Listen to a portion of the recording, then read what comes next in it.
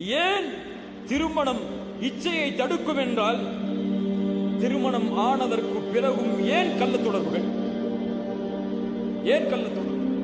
முஸ்லிம் கிராமங்களில், முஸ்லிம் ஊர்களில் வெட்கக்கேடு.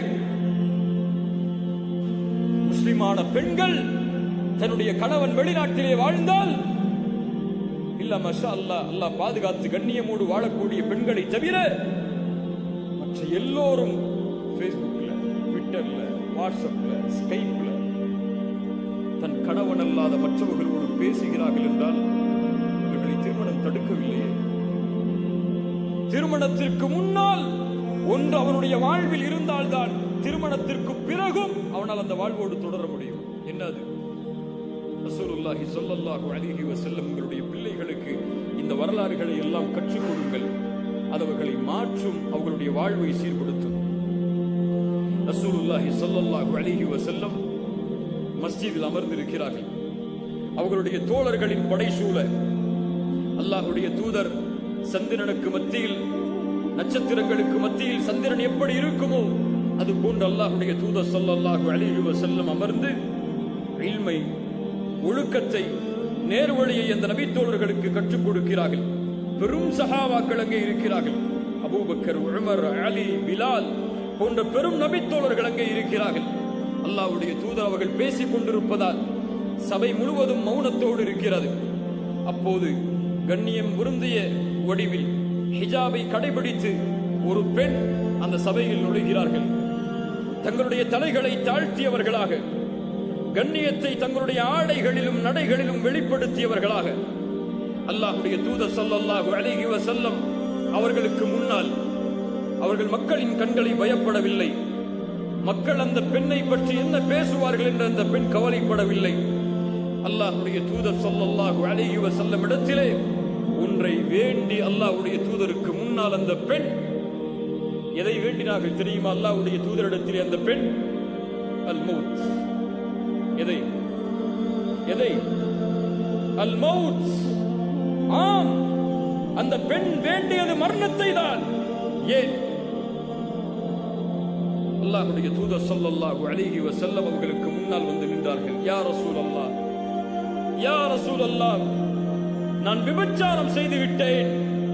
எனக்கு ஹத்தை, தண்டனையை நிறைவேற்றி என்னை சுத்தப்படுத்துங்கள். அல்லாஹு அக்பர். ஒரு பெண் நபித்தோழர்களுக்கு மத்தியில் முன்னால் வந்து தன் மரணத்தை வேண்டுகிறாள்.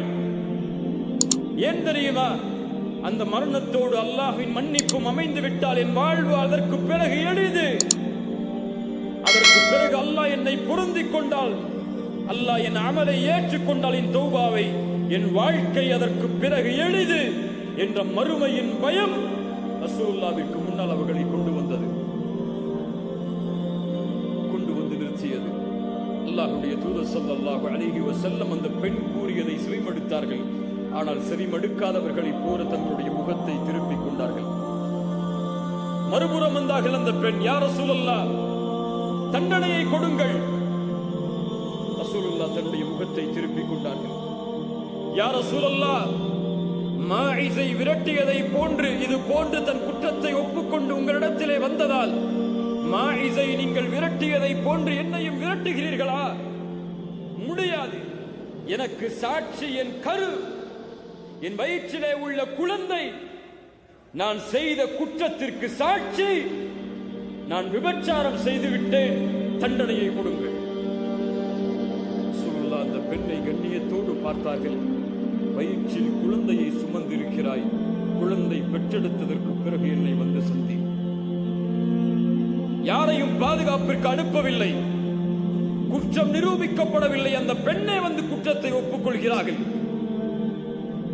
ரசூலுல்லாஹி ஸல்லல்லாஹு அலைஹி வஸல்லமுடைய கட்டளையை ஏற்ற அந்த பெண் 9 மாதம் காத்திருக்கிறாள் அந்த குழந்தை கிடைக்க வேண்டும் என்று.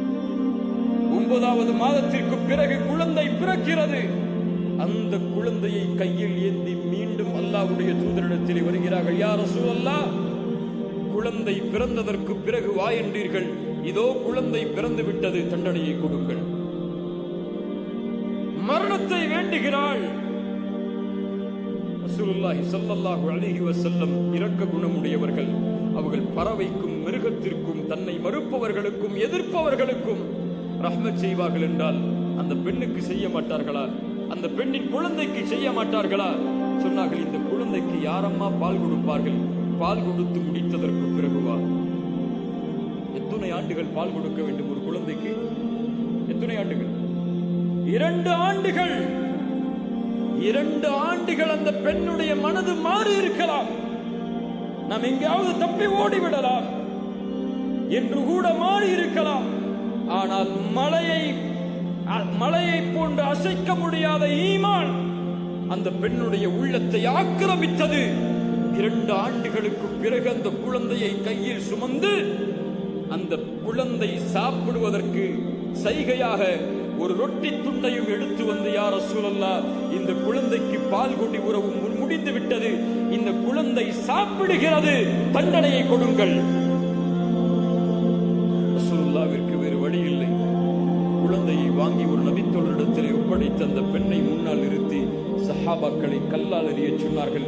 அந்த பெண் கல்லால் எறியப்பட்டு இறந்தார், கொல்லப்பட்டார்.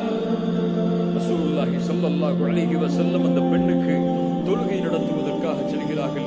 உமர் இப்னுல் கத்தாப் ரலியல்லாஹு அன்ஹு அல்லாஹ்வுடைய தூதரிடத்திலே வந்து கேட்டார்கள், யா ரபி அல்லாஹ், அதுஸல்லி அலைஹா வகத் ஸனத், அந்த பெண்ணுக்கு நீங்கள் தொழுகை நடத்துகிறீர்களா? அந்த பெண் விபச்சாரம் செய்தாலும்? உமரை பார்த்து சொன்னார்கள், யா உமர், உனக்கு தெரியுமா, இந்த பெண் செய்த தௌபாவை மதீனாவிலே வசிக்கக்கூடிய 70 பேருக்கு பங்கு வைத்தாலும் விசாலமாகும். அந்த பெண்ணை பார்த்தா இப்படி சொல்லுகிறாய்? உமரே, உன் வார்த்தையை சீர்படுத்து. இந்த ஈமானுடைய பிள்ளைகள் வளர வேண்டும்.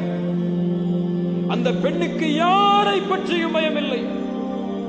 தன் தந்தை கேட்பார், தன் தாய் கேட்பாள், தன் கல்லூரி கேட்கும், தன் உறவினர்கள் பேசுவார்கள். இந்த ஈமானோடு உங்களுடைய பிள்ளைகளை வளர்த்தால், இந்த இறையச்சத்தோடு உங்களுடைய பிள்ளைகள் வார்த்தெடுக்கப்பட்டால், உலகம் அவர்களை எந்த பாதையில் இழுத்தாலும் சரி, அவர்கள் அல்லாஹ்வை அஞ்சியவர்களாக